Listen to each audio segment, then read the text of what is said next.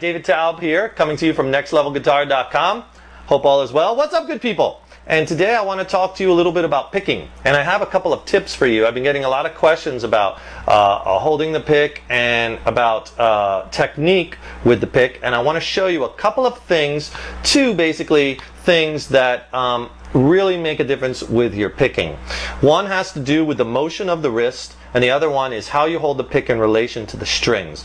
Those are two things that I find students are challenged with or can really improve their picking if they work on these two things. Very critical. So what I'd like to do is I'm going to wheel in up close and I'm going to show you with a real tight shot these techniques.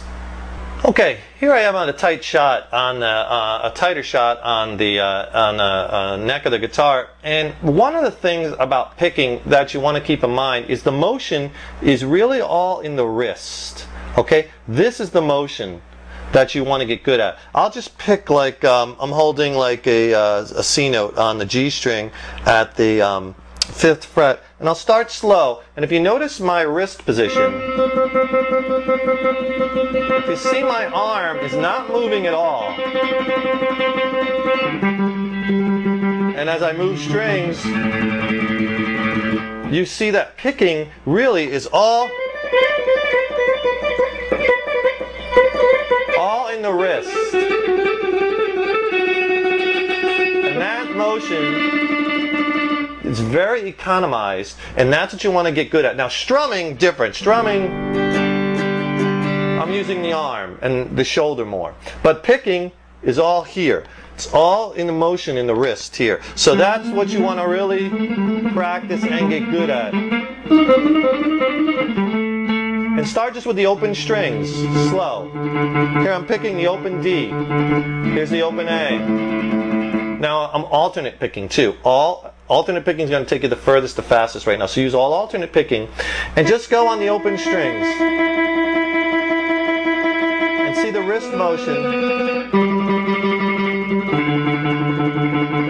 That's what you want to get good at. And if you watch videos of the best pickers, guy like Al Di Meola, I think he's one of the best and one of my favorites. Watch his wrist. You will never see him move out of that wrist position. Okay, so practice that on the open strings, and then practice that with your finger exercises. And if you don't know any, we have tons of them at our website, nextlevelguitar.com. The other thing that you want to do with the pick, remember, wrist motion and all alternate picking at first, up and down, and just practice on that open strings, all right? Now, the other thing you want to do is the relationship to where the string is hitting the pick, okay? I like to angle the pick slightly to the strings, okay? And you'll find that that's going to cut through the strings better and give you more control, and the pick won't get hung up because it's less friction. Now, you don't want to take the pick vertically because then you're not going to get, that's going to cut too much of the tone out. But I'm talking about maybe a slight 45-degree angle up or down. If this is the string, just to give you a close look, instead of picking with your pick dead on like this, I'm talking about angling the pick to the string so it's kind of slicing through. Now you could angle it this way or this way, okay, either way, but I'm talking having that maybe 45-degree angle, not straight on, but angle the pick to the string, and you will see that really cuts through. Now if I take you up real close, let me see if you can see this.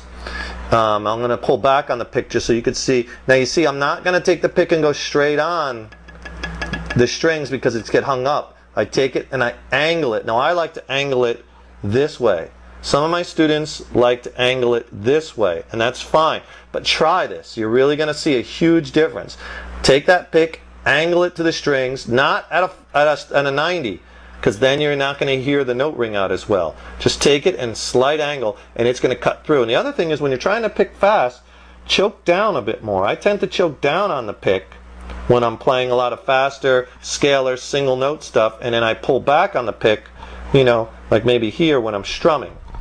So choke down a little bit more, and here's a really good, I'm going to pull back on the pick just so you can see this. Not straight on. See, because I can't even do it really fast straight on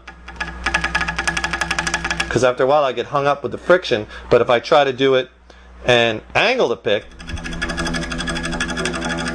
See the wrist motion? That's what you want to concentrate on. So angle that pick to the strings and all up, down, all alternate picking.